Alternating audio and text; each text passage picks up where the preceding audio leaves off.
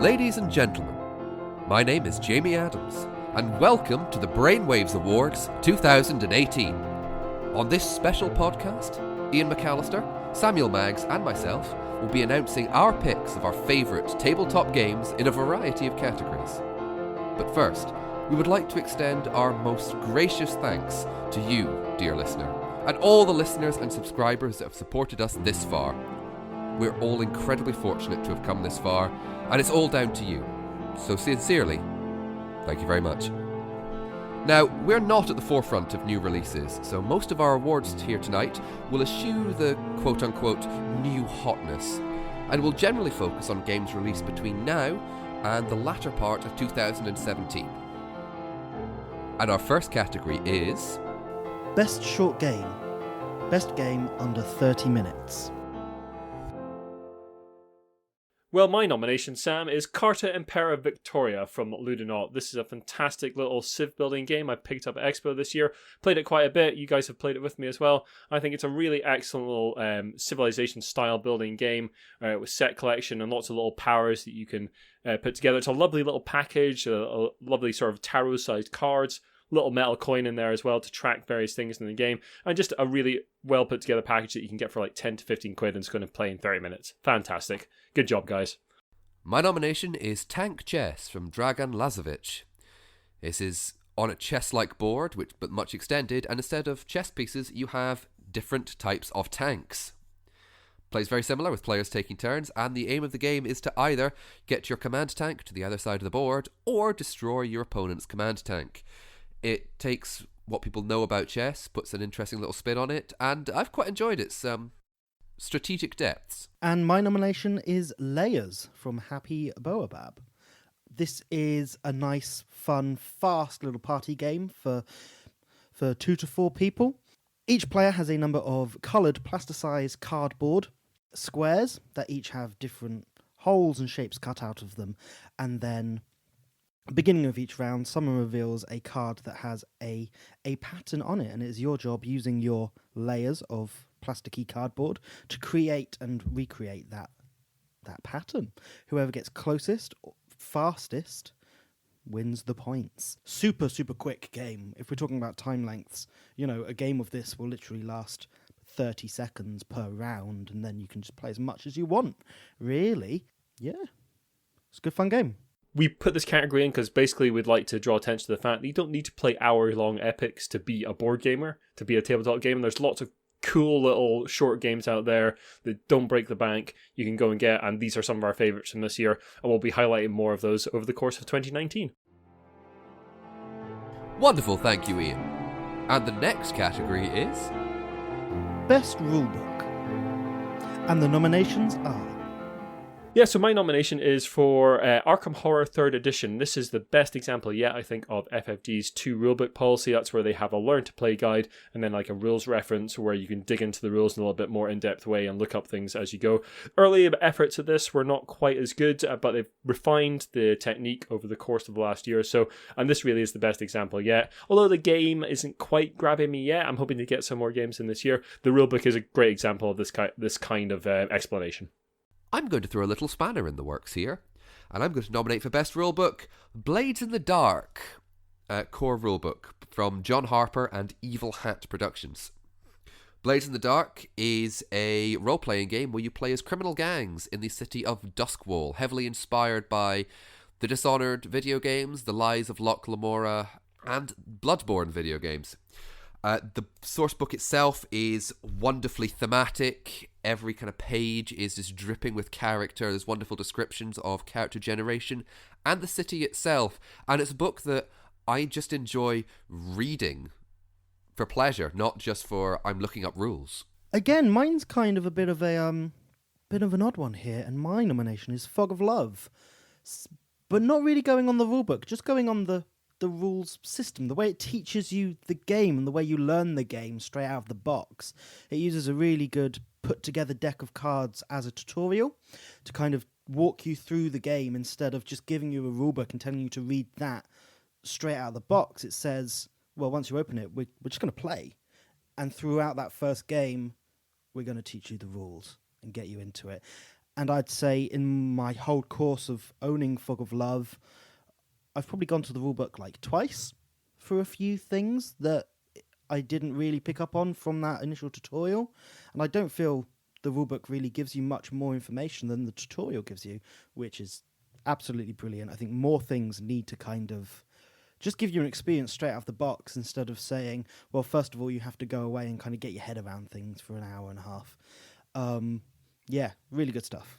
Yeah, I agree with you, Sam. I really like that idea that we've seen in a couple of games this year of sort of introducing a sort of tutorial mode almost to games, much like you get in, I mean, not quite as much nowadays, but like you used to get in a lot of computer games, you'd get like a demo or tutorial mode that would sort of teach you through the game, and I'd like to see a lot more of that in games. And yeah, Jamie, I'm totally with your nomination for Blades in the Dark. It's a fantastic book that I just enjoyed reading, which really helped me absorb the rules because it was so well written and so well laid out. And I especially like in that rule book the here are your responsibilities as GM and here are your responsibilities as a player parts that a lot of role-playing games miss out, because teaching that stuff to new players is actually quite difficult.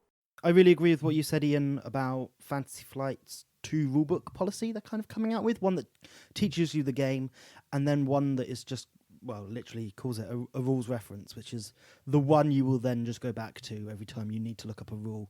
I think an odd move, I know that you're a bit annoyed about, but I think it's good for the planet, that they didn't include the rules reference with Keyforge recently, that actually you just get, in the core box anyway, you just get a very simple kind of 4-page, here's the game.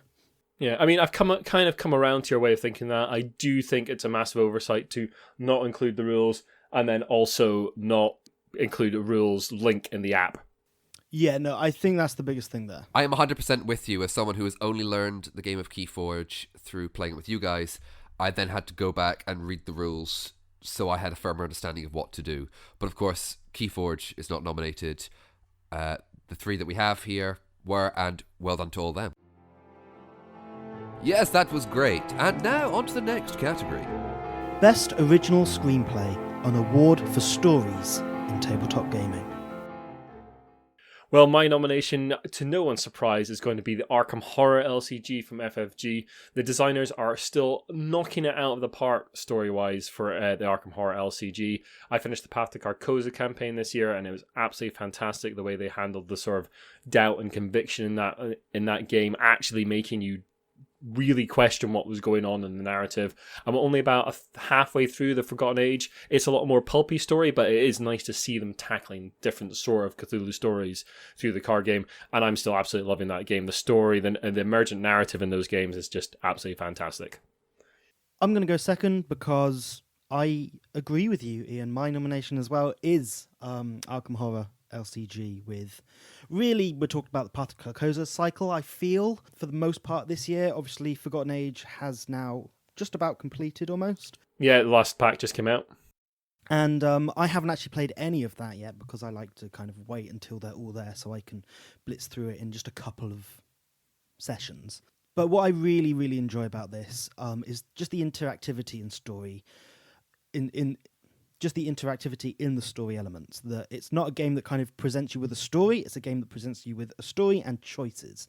Yeah. And at first you don't know how much those choices are going to matter, but then they play some really nice things throughout it. For example, as you were saying, the doubt and conviction stuff, there's a dream sequence that happens halfway through Carcosa.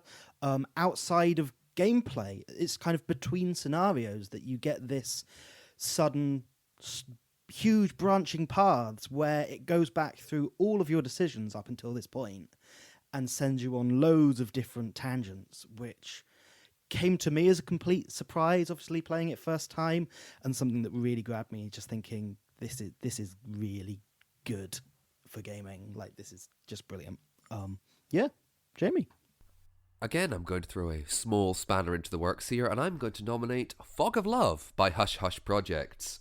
The story of Fog of Love develops organically between the two players. The person sitting across from you, this relationship that you are going to create out of thin air, the decisions you make, it can lead to some wonderful discussions that aren't even related to the game, but will nevertheless affect things deeply throughout the relationship. I think it's a wonderful, wonderful game, and with wonderful stories that I still go back to and laugh about with friends.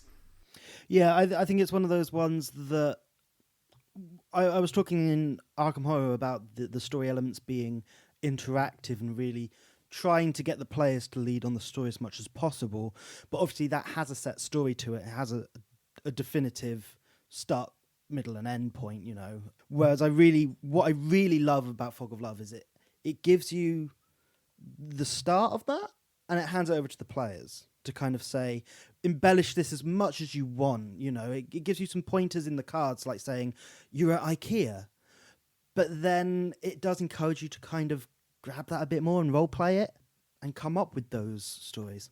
True, but I think, you know, when you're playing Fog of Love, you're playing a scenario, and it will have a beginning, several middles, and an end. So it'll be, there's the beginning scenario, and then the first part of it is up to you, and then there's the second kind of card, second part of the game. Okay, and then it goes a bit wide again, then goes to the third, and then goes wide again. So that there's such a ability to play in between. I just mean those beginning, middle, and ends are a lot more loosely connected than like the storyline in Arkham Horror is in a sense, it's not, but in a sense quite linear and very much connected. Whereas in Fog of Love, it kind of just gives you, here's a key event that happens just halfway through the game, you know. But anything out of that is just up to you, and I really, really like that.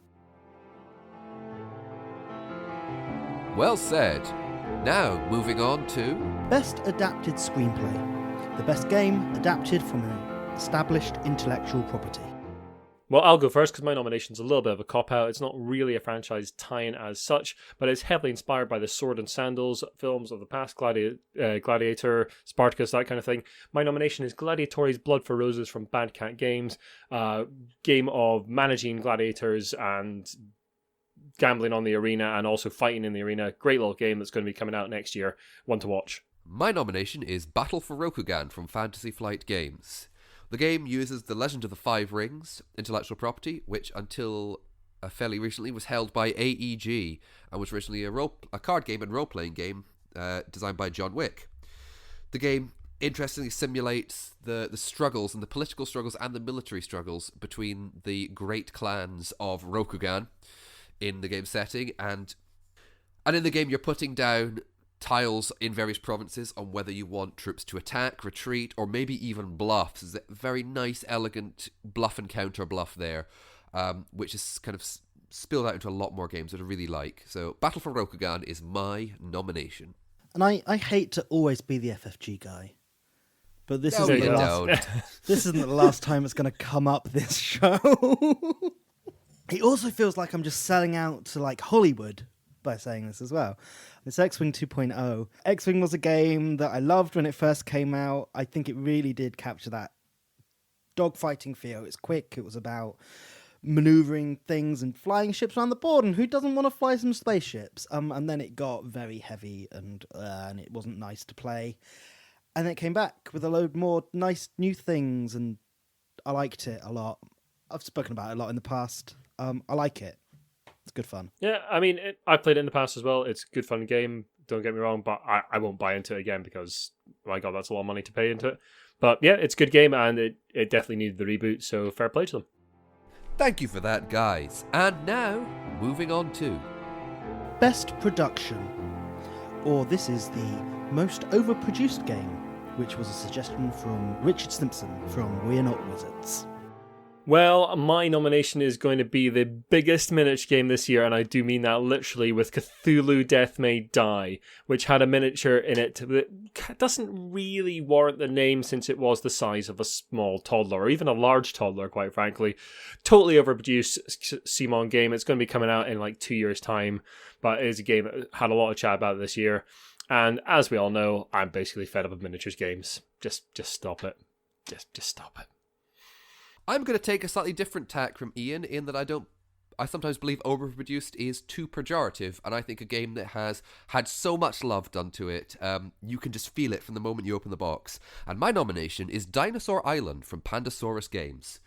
Worker placement game heavily in the style of Jurassic Park, where everyone operates their own theme park, where you take DNA and you make your own dinosaurs and get everyone to come and see them, and maybe your security system will trip up and dinosaurs will come out and eat your visitors. And the game is soaked in late 80s, early 90s nostalgia, the vibrant colours on the board and the box, the chunky feel of the dice, the kind of day-glow pink and yellow and blue. It's just wonderful to look at. It's, got a big table presence, but it's a game I think that you can tell so much love has gone into it, and it shows. And it's a good game as well, which is always a good bonus. I'm agreeing with Jamie here, where I think that kind of overproducing sometimes can really just help embellish a game, and it makes a really nice experience. And my nomination is My Little Scythe from Stonemaier Games. Everything about this game is just produced to the max, really. The gemstones you pick up are really chunky blue gemstones. All your characters are really nicely sculptured. Again, quite chunky miniatures, really good quality stuff. Great quality cards, great quality custom dice you get in there. You get this like pie tracker thing, which is like a spinning pie. Really nice big board, great artwork, great visual style, and I think it's one of those times where actually lots of really high quality components, which lately we've kind of been talking about. Maybe companies don't need to spend so much money on big quality components, especially in Ian's case, talking about miniatures, and just maybe include cardboard standees and things like that to bring the price of your game down, because they look fine, But sometimes things can actually work really well and be really nice and just add to your experience, and I completely got that with My Little Scythe. It was very nice. Yeah, I mean, I agree with you guys. Like, when you can actually see like there's love being poured into that, that's fine. But I do think with a lot of games that are just like the big mini Kickstarters, that we all know what I'm talking about. It's for the sake of putting lots of miniatures in, isn't it? Exactly. It's for the sake of putting a lot of miniatures in there. There's no real consideration or love being poured into that. I mean, there's some talented sculptors, that kind of thing in there, absolutely. But there's no real thought behind it. It's just, we're going to put miniatures in this game because... Yeah, I will bat for the miniature side and go, I think there's a lot of love for a lot of the sculpts for the miniatures. The talent of the sculptors is evident, and you know what, the various poses that they've got for various creatures, fantastic. The individual sculptors, yeah, I've got no problem with them. That they're being asked to do a job and they're doing it extremely well. But should they be asked to do that job at all? Should there be a different consideration of the way that game is put together? That's what I'm getting at. Well, it's making the money. I'd really like to know how much of that ethos or that thought process for people backing these big miniature count games is that, well, it's got a high price tag on it. It comes with all this stuff, so it's got to be good, right? Which definitely isn't the case, and we've seen that a lot with these big games that come out where people just play them and it's like, this isn't great. Some interesting thoughts there. Now, moving on swiftly. Best visual effects, our category for art. Well, my nomination is going to be Champion of the Wild from Big Imagination Games. This is a game I got a chance to preview earlier in the year, went to Kickstarter very successfully, and it's a lovely little game about basically doing challenges with different animals and arguing with your friends about why an ostrich would be great at basketball over a dolphin being great at basketball and that kind of thing. And there's lovely little art on all the cards, there's a art of like staring contest card with like a bear staring at a penguin and things like that. Just lovely evocative art for each of the Olympic events that your animals will be competing in. And yeah, just a fantastic looking game. My nomination is Holding On, The Troubled Life of Billy Kerr from Hub Games. Now, I got the chance to play this a little bit and preview it at the UK Games Expo this year. One of the few new games that I got to play this entire year.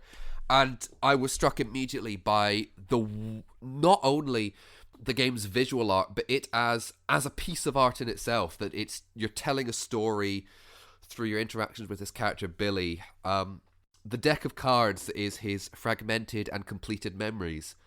The art in them is this lovely kind of pastel work to it. It's just enough that gives you the ethos, the flavour of the situation, and can evoke some wonderful feelings. And considering you spend a lot of time staring sometimes at these partial memories where only the character of Billy is defined, you start going, oh, what is that? What does it look like? Oh, and only through his stance do you see what it is. But it looks gorgeous. I think the outside of the visual art, I think it's a very slickly produced game.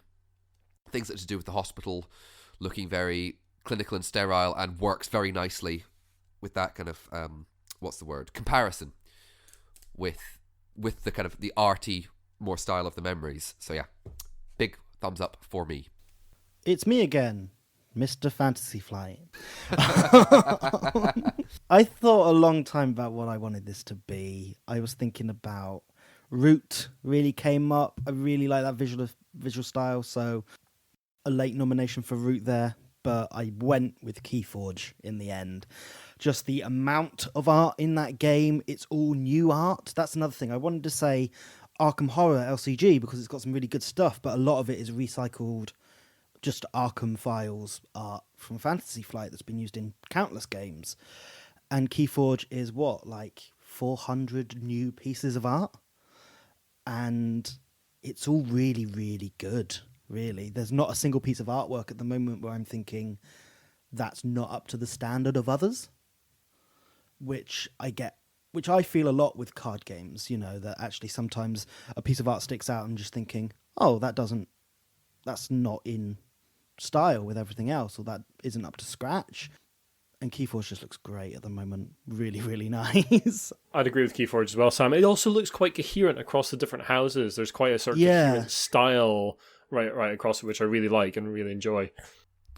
I'm reminded strongly of the Pokemon trading card game when it first came out, and there was all these kind of disparate pieces of art. You'd see, and they'd all look very different and very interesting. And then slowly you can see that one particular art style of the main artist, Ken Sugimori, suddenly becomes the de facto, and things kind of slip into line, which is a shame because you do lose some of this wonderful divergence of style. But there's been some really great artwork out there this year. I know, mine specifically was a bit more kind of character art, but in terms of things like Root, that's just kind of like a visual style, of the game. So there's some really nice productions going on. Yeah, lately. I think publishers are more willing to take a risk on art style now to try and stand out from the crowd because there's so many games out there. So we're seeing a lot more artists being brought into the board gaming world and bringing their own style with them, and it's really good to see. If you want to check out a lot of really cool art, you should check out More Games Please. Our friend Ross, friend of the show, he has a whole blog dedicated to board game artists and interviewing them. We'll put a link in the show notes. Wonderful there. Now, moving on to Most Innovative Product. Well, my nomination is going to be one of the only new games I played this year, and that is Ruthless from Roland's Revenge, which is published by Alley Cat Games in this country. And this is a deck builder. Wait, my story gets better. It's a really interesting take on the deck builder with lots of really innovative little mechanics chucked in there, a lot of mishmashing of other sort of styles of game. It's a lot more combative than a lot of deck builders. It feels like to be a lot more player interaction, and immediately after I played, I could see different paths to victory and different ways I could do things, and I felt really invested in that game and the sort of little pirate crew I had together. So it's a really good game. Check it out. It's available now from Alley Cat Games, and the art as well. It almost made my art nomination because the art is absolutely fantastic. I am going to suggest Fog of Love from Hush Hush Project. Second time for me. It's a statement that's been echoed through Shut Up and Sit Down's review, the Dice Tower possibly. It's been echoed throughout a lot of reviewers, but the game is mature without being adult, if that makes sense. And then it deals with frivolous and serious subjects in quite an interesting way. The joke went, oh, you're going to IKEA. How do you deal with that? Or which way do you leave the toilet seat up? And then it comes to other important things. Like, where do you see yourself in 10 years? Do you see yourself with the other person still there? Or do we have kids? Do we not? And it'll allow that organic relationship that I talked about a little bit earlier to grow even more. And I think, especially with what Sam said earlier regarding rulebooks, the tutorial that is built into the first scenario of the game really eases you into that, and it makes you go, okay, right, I know what I'm doing now. Things are easier for you. Same with Sam. I didn't have to check the rulebook for a very long time before I was looking at particular rules. It's a game that I have laughed, I have felt sad at, I think it's definitely unlike anything I've played before, and I cannot wait for the new expansions. Mine's another Fantasy Flight game. Never. How unexpected. One of my favourite gaming things this year, we've spoken about it so much, is the Arkham Horror LCG. It just takes you to so many different places, and my favourite place that took me this year was the Labyrinths of Lunacy expansion they brought out. A standalone set, which is a bit unusual for them in a sense. And it had the ability to be played with 12 people, 3 groups at a time, which I didn't do, but I've seen a few reviews of, and it sounds like that works really well. 2 of us sat down and just played through one of the scenarios initially, and it was really, really good on theme. Like, just straight away, the situation we were put in, we were smiling because it's like, this is a card game, and it's getting this across really well, and I want to talk about it, but I don't want to spoil things, and that, I think, even more plays to its strengths, that actually this is a card game that you want to talk about, but then you want to make sure that you can talk about it if someone is there who plays it and doesn't want you to talk about it. And I think that's fantastic that actually now we're getting spoilers in a card game is just brilliant. Yeah, I mean, you know, my love for the Arkham Horror LCG. I have not played Labyrinths of Lunacy yet, but I'm really looking forward to when I can. And that particular scenario can be played in a mode where you have 3 tables playing through 3 different scenarios that all affect each other. And I really want to play that. And it's meant that to sounds be good. Amazing. Yeah, it's meant to be very good. I've heard nothing but good things about it. Yeah. I think it's worth noting, especially for kind of innovative category, that we've singled out a couple of very specific ones here, but this board games don't always have to redo the wheel. You know, it is okay to have some really solid mechanics that have maybe done before, maybe a slight variation on it, but these have just kind of pushed it in such a different way that it's just this noticeable shift that we'll probably see ripples of for the next couple of years. Yeah, like Ruthless, for instance, is an iteration on deck building, certainly, but it's a really good deck builder. So, and it's got a good theme that you could introduce people to the hobby with. And it's okay for games to iterate a bit and not be like absolutely mold breaking every single year. We're not going to see the legacy mechanic every year. We're not going to see like something that really changes the industry every year. It's okay for games to just iterate a bit. That's fine. As long as the hobby keeps growing, there's no problems there. Yeah, I really thought about putting Keyforge there, obviously. You know, it's one of, if you're talking about innovation, it's something that is doing something we haven't seen in the whole unique deck thing. And from what we've played so far, I've played quite a bit of it, and it seems like it's doing that really well. But to me, it just felt that that's the only thing it innovates on, in a sense, that at the end of the day, when you actually play the game, it's a card game that I've played a million times, in a sense. You know, I've played it when I played Magic. I've played it when I played Game of Thrones LCG. All of those things. Whereas I felt like Arkham Horror, I'm playing something that I've never played before. Lovely. Now we're moving on to Best Director, the award for Best Publisher. My nomination is a local company called One Free Elephant. They came to my playtest group a couple of years back with their first game, Orsum, and we helped develop that, and they put that out on Kickstarter to some success. They have since Kickstarter Carcosa, which is sort of Carcassonne style game, but set in the sort of fantastical world of Carcosa. And earlier this year, they also kickstarted Microbrew, which is a pocket-sized game about making beer, which is a really good little worker placement game I reviewed on the site earlier in the year. And they have just run fantastic Kickstarter campaigns, very well managed, lots of great communication, and I expect big things from them in the future. They're definitely one to watch. My nomination is Facade Games. Facade Games have brought out 3 games in their Dark Cities series: Salem 1692, Tortuga 1667, and very recently, Deadwood 1876. Their publishing gimmick is to put their games inside the box that looks like a book. It'll refer to a time and place. And the games I backed Tortuga 1667 and Deadwood 1876 on Kickstarter, for full disclosure. And I have got both and very much enjoy both. I've played a lot more of Tortuga, but I think it's a really nice hidden role kind of party game with a bit of social deduction in there, and you can just have a lot of fun just yelling at each other that they are sneaky French or sneaky British or even just nicely neutral Dutch. We hate them. But I am looking forward to what Facade puts out in the near future. I'll be watching them with a great deal of anticipation. And finally with me, it's no surprise at all. No, it's Fantasy Flight Games. They've just been doing some really good stuff.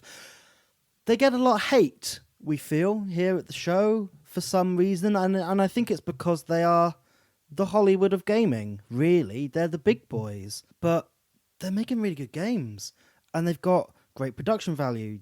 They use all original art, they use... Oh, it's just good stuff, and actually when we talk about like what we're loving in games right now, we're all loving story-driven games, and they're doing really good story-driven games. None of us have really played a competitive card game for a while, and we are, again, because they're doing something interesting with that format. And, hey, it's just good stuff. And they've got Star Wars license, and I'm a sucker for anything with stars written on it. There you go. Yeah, I mean, Fantasy Flight, they do get a lot of hate because they're a big boy, because they're a big publisher. But they've really been knocking it out of the park in the last couple of years. They've been really great in diversity, showing diversity in their products in Netrunner and Arkham and stuff like that. The cast of characters is absolutely fantastic. Their rules have got progressively better for the most part, and yet they're using that size and that power to actually do interesting things rather than just produce the same old, which is really good to see. They're not just treading water. They are actually trying to produce new and interesting things. Some of those things will fail, but that's okay. Yeah, and I think they are, and I suppose it's because they've got the money too, but we've seen them taking some risks that haven't worked. Yeah. And that's good. Yeah. It's good to, I think it's always good as critics as we are to celebrate bold failure is a really good thing to celebrate, because we shouldn't always just celebrate success. We should point out the things that are really cool, didn't quite get there, but are still really cool and will have impact on the industry all the same. I'm sure Rune Wars Miniatures game's great. I'm sure it's great. Maybe not the best example. Thanks for that, guys. Now, moving on to... Best game we played this year that wasn't released this year. So, one thing to say up the front of this category, this is basically our best game category for the year, but we are not really the sort of show that gets a lot of review copies and preview copies of the new hotness. We just don't. We're not in with Asmodee or any of the big publishers like that, so we just don't get sent those kind of review copies. So a lot of the games we play are basically paid out of our own pocket. Yeah, we do some previews for smaller companies on Kickstarter and that kind of thing, but we just wanted to highlight the things that we've played this year that we've really enjoyed that aren't necessarily the new thing, and sort of to emphasize the fact that you don't need to be buying all the new games that come out. There's estimate to be something like 5,000 games released this year, which is just a ridiculous number. You don't need to be buying all those. There are lots of games that are classic games, really well-regarded games that people will recommend to you if you're getting into the hobby, and generally you're going to find that they are not the new thing that's just been released. So, without further ado, my nomination is going to be a Gloomhaven that has been released several times over the last 3 or 4 years. I can't remember exactly when the first release was, but Gloomhaven I've been enjoying an awful lot. It is a game that requires a lot of commitment in time and money, I'll say that up front. It's about 120 quid or so, 120 quid you can get it for. And it is a huge campaign game, but there's a world in that box, and that's one guy's vision, and it's just an impressive game, producing lots of cool scenarios, cool story, and really cool combat, and yeah, it's just a great game. Really enjoyed it. My nomination is Photosynthesis by Blue Orange Games. Now, when I heard about this last year, I wouldn't shut up talking about it. I annoyed my girlfriend, my friends, anyone who would bother to listen to me. I was like, what games are you looking for? I would say Photosynthesis. And I finally got it at the end of last year. I really, really loved this game. First of all, visually, it's a stunning game. It's distinct. It's also environmental. It's used with recyclable cardboard. And it leaves you in no doubt the state of the game. And it's got a wonderful table presence. Also coupled with that is this wonderfully cutthroat, almost abstract strategy game, where between 2 and 4 sets of trees enter and 1 set of tree leaves. It is ultimate arboreal combat. I'm not going to talk about a Fantasy Flight game. I'm not going to do it. Who are you and what have you done with Sam? I've spoken too much about those. I'm going to talk about a game that I played once, and since I played that, I just want to play it more. Azul from Plan B Games. A game that came out last year, got a lot of praise last year, was one of the hotness games of last year, especially around Gen Con. Won the Spiel des Jahres this year. Won a Spiel des Jahres. Doesn't get more hotness than that. I just like anything with a puzzle element, really. And Azul gives that to you in a really nice, tactile, high production quality, interesting way. We only played it 2-player, which seemed, even though I hadn't played it with any other player counts, 2-player seemed like it would be very different. And I still greatly enjoyed it there. Very pretty game, really nice. It was really good. It was really nice, and I want it, and I want to play it again. And that's another game that actually, to be honest, if you can get your hands on it, get it, because it comes and goes out of stock very quickly, it seems. It's just had an expansion. Or is it more sort of standalone sequel? Yeah, standalone sequel. Yeah, it's just had a standalone sequel. The name of it escapes me. It's Azul, then sponsored. Then That's of Sintra. There you go. Yeah, check it out. And as Ian was saying, that you don't have to play what's hot right now, because what's hot right now, we were weighing this up on a previous cast. How much is that going to be played 2 or 3 months down the line, really? That actually maybe your best bet is to look at something that came out 5 years ago that people are still talking about, because they're the games that I think are going to be around for a lot. Yeah, I mean, whenever I introduce people to the hobby, it's not with a new hotness, it's with a game that's been in my collection for 3-4 years and I still enjoy playing, because I know how to play it, I know how to teach it, and I know that it consistently produces fun. Azul, I've taken to the Juniper Green Board Game Club that I go to every couple of Fridays. Families, kids, all enjoying it a lot. Really good game. And it's very, very easy to explain. It's one of those easy to explain, hard to master games, which has got that really nice thing about it. Thank you. And finally, the best game that doesn't exist. So my nomination for this game is the inevitable, the absolutely is going to happen, Eldritch Horror 2nd Edition. We've just had Arkham Horror 3rd Edition.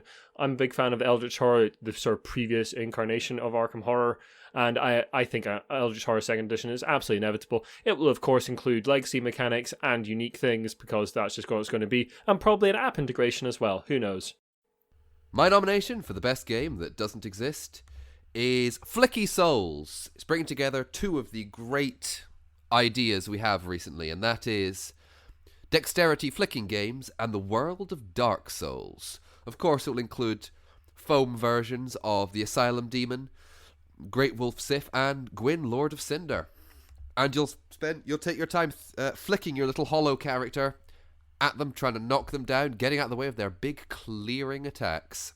And of course, if you die in Flicky Souls, you've got to tear it up and get a new counter. So does that come to Kickstarter early next year to be delivered in like 2022 for £100? Have you been reading my press statement? I have. I'm Damn. excited for it though. It looks good. My nomination for best game that doesn't exist is Sushi Go Legacy, the unique deck game. I think it's the game for me. I would bet money that I would win this game straight up. I'm the Sushi Pro. We've already established this. You're Sushi Pro, Sushi Go. Listeners, here is a challenge. If you meet Sam at a convention or such like, and you happen to find a copy of Sushi Go, challenge him to a game. I probably won't win. I'm all right at it. I'm pretty good at Sushi Go. But Your I'm not prize the for winning best. will be Sam's soul. Yeah. Sushi Go Legacy, it's going to happen. All the games will get a legacy. So is the unique deck bit, is that each copy of it is going to be unique as Yes. well as being legacy? Yes, it is. So they Cool. will all follow a unique story. Everything about it will be different. Copyrighted Yours will be Giant Brain different 2018 to Fantasy mine. Flight, if you're listening. Yeah. But it's going to be great. Coming out next year. Who knows? Probably announced. But we actually have a winner in this category. Ian, would you like to reveal the envelope? And the winner is... Can you cook what the rock is smelling? So this is a game in which the rock smells something. Players don't get to see what that is. The rock describes it to you, I imagine, and you cook it. Yeah? Is that what we're saying? Yeah, you've got like little counters with lots of ingredients on them. You have to like put them in a thing, cook them. Otherwise, how would you be able to cook it? Maybe there's an app component, like sort of Alchemist's game where you have that app thing which tells you what the right ingredients are. Oh, I think there might be some kind of like a Mysterium component where one person is behind a GM screen, and they've got a rock mask. They are the rock. They're the rock. They've got, and all you can see is their nose. Sure. Sure, yeah. And you as players must and he can give you kind of like hints via maybe like artwork, like Mysterium or wrestling tropes. And then you've got to figure out, because of that crazy piece of artwork, what ingredient on the board can that relate to? And if you lose, you have to wrestle the rock. Yeah, he comes to you. Oh, get it wrong. People's elbow. Nasty. Well, gentlemen, that was quite a diverse list of entrants and, of course, Fantasy Flight. We'd like to thank you very much indeed for listening, dear listeners. We hope you have a fantastic Christmas and New Year, and we'll see you, and you'll hear us, in the new year. Thank you very much for listening. If you like what you listen to, the best way to help us out is to share the podcast around and drop us a review and rating on iTunes. You can also follow us on Twitter @TheGiantBrain, Instagram GiantBrainUK, Facebook The Giant Brain, website giantbrain.co.uk, or drop us an email at giantbrainuk@gmail.com. Do get in touch with us, let us know if you think we were right in those categories and what your nominations would have been, and if we should have different categories for next year's awards. Thank you very much. See you next year, folks.